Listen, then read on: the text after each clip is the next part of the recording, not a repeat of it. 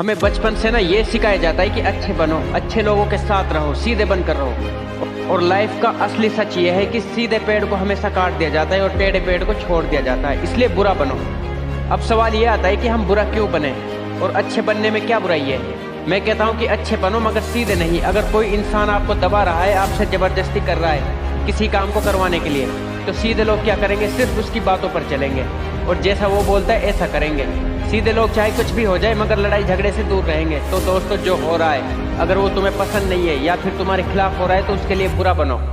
Number 2, जो लोग सीधे होते हैं ना वो हमेशा हर किसी के लिए अवेलेबल रहते हैं। अगर कोई इंसान अच्छे लोगों से किसी भी तरह की हेल्प मांगेगा तो अच्छे लोग मना नहीं करेंगे। और अच्छे लोग हमेशा दूसरों को खुश रखने की कोशिश करते हैं। उनको डर रहता है कि मेरी वजह से इसको तकलीफ ना हो, या फिर मेरी वजह से इसको प्रॉब्लम ना हो, या फिर मेरी वजह से इसको बुरा ना लगे। देखो दोस्तों, अगर आप लोगों के सामने अवेलेबल नहीं रहोगे तो हो सकता है उन लोगों को बुरा लगे, आपको मतलब ही समझे। और अगर तुम लोगों के सामने अवेलेबल रहोगे तो हो सकता है आपको फालतू का समझे। तो दोनों कंडीशन में आपकी वैल्यू कम हुई ना।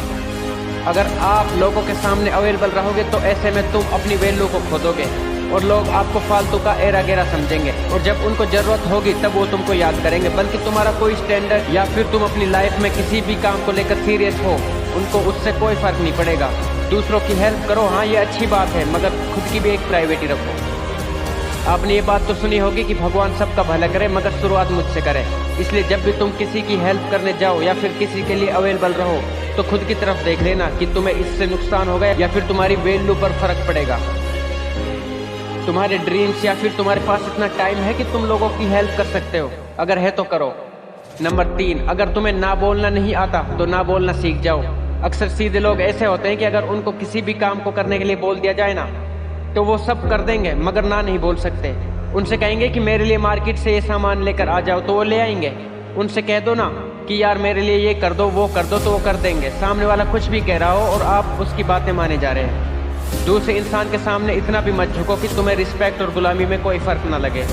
भगवान ने हमें 2 हाथ दिए हैं, एक तो खुद की भलाई करने के लिए और दूसरा दूसरों की भलाई करने के लिए। दुनिया बहुत बुरी है, पहले खुद के बारे में सोचो, खुद की भलाई करो, फिर लोगों के बारे में सोचना। जो लोग खुद को अच्छा समझते हैं ना वो लोग इससे भी अच्छा समझते हैं कि लोगों की हेल्प करना। तुम उन्हीं लोगों के साथ अच्छा करो जो लोग तुम्हारे साथ अच्छे से पेश आते हैं। उनकी हेल्प करो जिन लोगों को एक्चुअल में हेल्प की जरूरत है।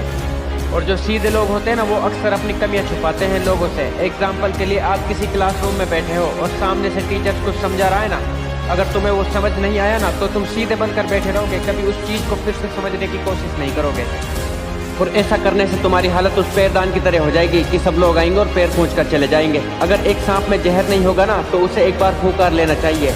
मेरे कहने का मतलब ये है दोस्तों, आप अंदर से अच्छे रहो मगर बाहर से उस सांप की तरह रहो जो अपनी फूंकार से ही लोगों को डरा देता है। सीधी कील को हमेशा ठोक दिया जाता है और टेढ़ी कील को छोड़ दिया जाता है। इतने भी सीधे मत रहो कि कोई भी आए और आसानी से तुम्हें ठोक दे।